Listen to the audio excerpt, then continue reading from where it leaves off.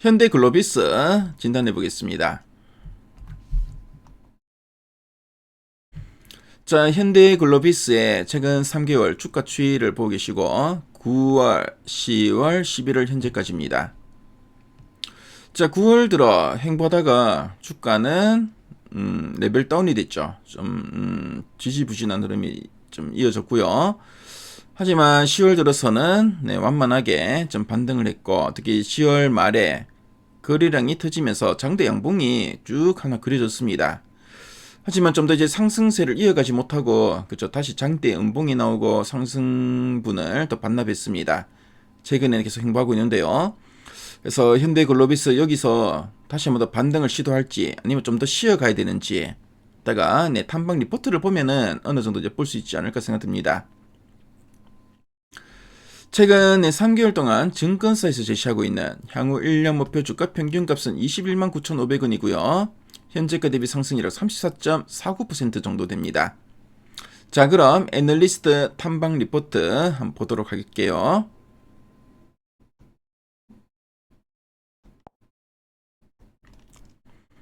자, 현대글로비스.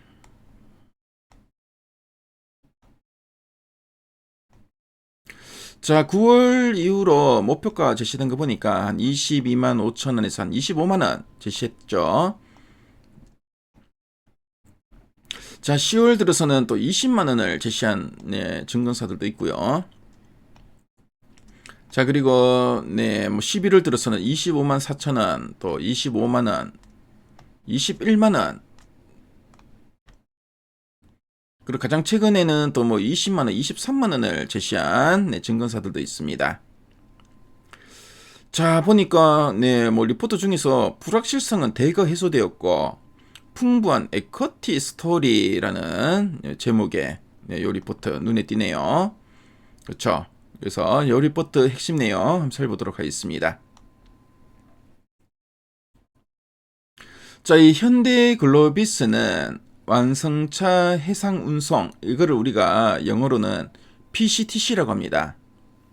자, 이 PCTC, 그러니까 완성차를 배로 운송하는 PCTC 사업을 하고 있고요. 그리고 이제 중고차 수수출도 하고 있고, 또 물류 운영 사업도 하고 있고, 그래서 이런 사업부를 핵심으로 하는 현대차 그룹의 그 글로벌 물류 기업이다라고 보시면 되겠습니다.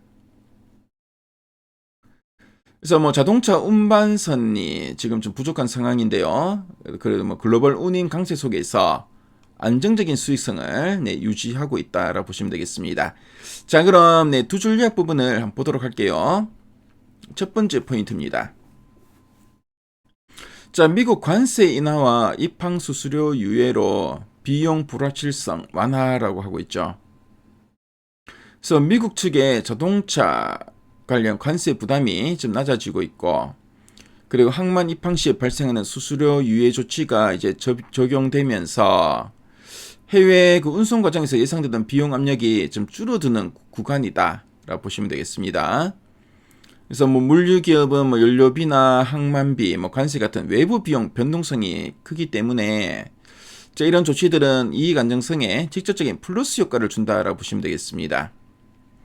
자, 그리고 두 번째 포인트입니다.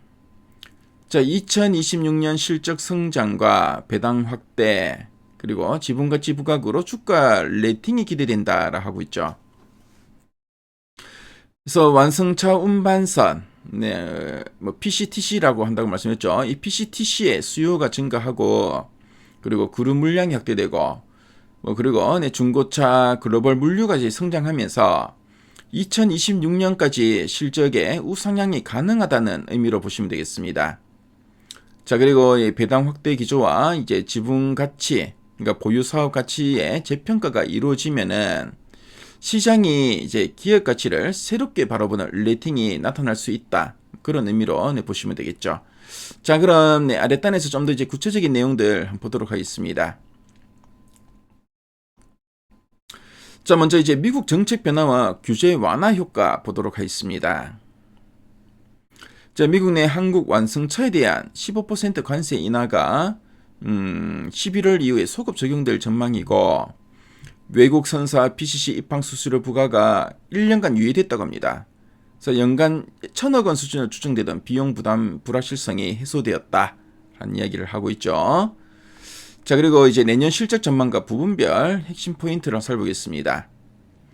그래서 2020년 매출은 30조 원대 초반, 영업이익은 2조 원대 초반이 전망되고 물류, 해운, 유통 모두 소폭의 성장이 지금 예상되고 있습니다.